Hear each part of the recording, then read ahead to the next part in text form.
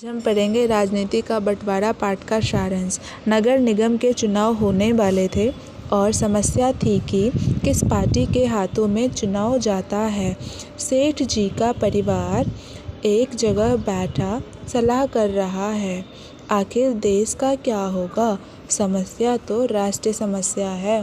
सेठ जी का परिवार कई करोड़ों वाला है, इसके साथ साथ देशभक्त भी है। इस परिवार के वयोवृद्ध भैया जी 5 साल स्वाधीनता संग्राम में जेल हो आए थे।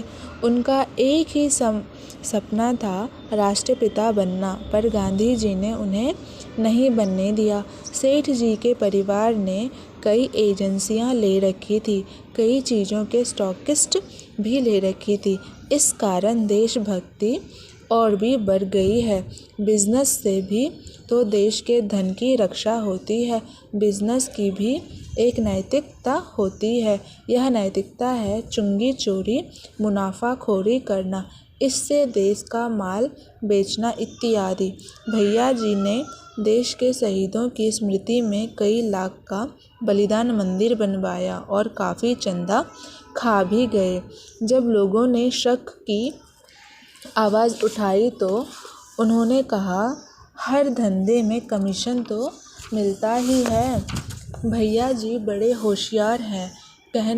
कहने के लिए तो वो देशभक्त हैं, लेकिन असली देशभक्ति तो उनके लिए घटोला करना है। जब वो आखिरी बार जेल जाने लगे तो छोटे भाई से कह गए, 20,000 रुपया अंग्रेज कलेक्टर को ब्रिटिश वार फंड में दे देना, और चिंता मत करना, यदि नगर निगम कांग्रेस के हाथ में आया तो मैं तो हूँ ही।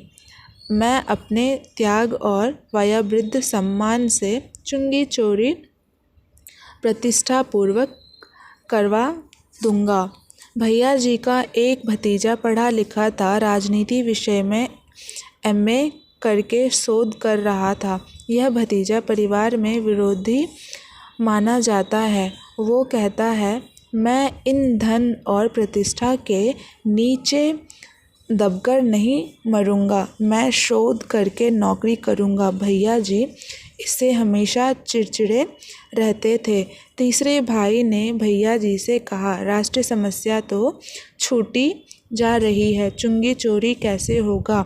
भैया जी बहुत ही चालाक थे। वे गांधी जी के बातों को समक्ष में रखते हुए अपने तीसरे भाई को कहते हैं कि तुम परेशान ना हो, गांधी जी सत्य की राह अपनाने के लिए कहते थे, तो हम भी वही करेंगे। चुंगी चोरी तो होगा, लेकिन रात में नहीं, दिन में, उजाले में, सत्य के मार्ग से ही करेंगे। समस्या और भी बिगड़ती जा रही है। परिवार में फिर से घोष्ठी हो रही है। आखिर नगर निगम किसी दूसरे पार्टी के हाथ में ना चले जाए। भैया जी कहते हैं, कोई चिंता मत करो, मुझे सोचने तो दो। भैया चिंतित होकर कहता है, मान लो अगर संगठन कांग्रेस का शासन हो गया तो।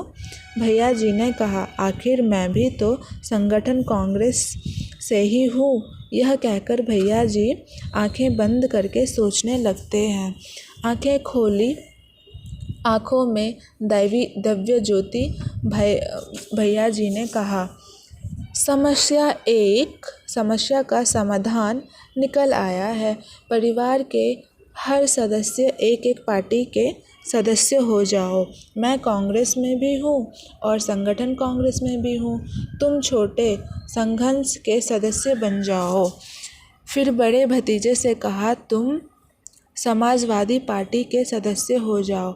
छोटे भतीजे से कहा, तुम कम्युनिस्ट हो जाओ। सबसे छोटे भतीजे, तुम मार्क्सवादी पार्टी में शामिल हो जाओ। और वो बचाल भतीजा तो नक्सलवादी ही है। पूरे परिवार संतोष की सांस लिया। भैया जी खुशी थे, कहने लगे, अपने घर में ही सभी पार्टियां हो गई हैं, किसी का भी नगर निगम हो, चुंगी चोरी पक्की है। हमने सारी पार्टियों को तिजोरी में बंद कर रखा है। अतः पाठ में स्वार्थ पूर्ति के लिए देशभक्त के नाम पर लोग क्या क्या करते हैं दिखाया गया है। आई होप कि पाठ पसंद आया होगा आप सभी को।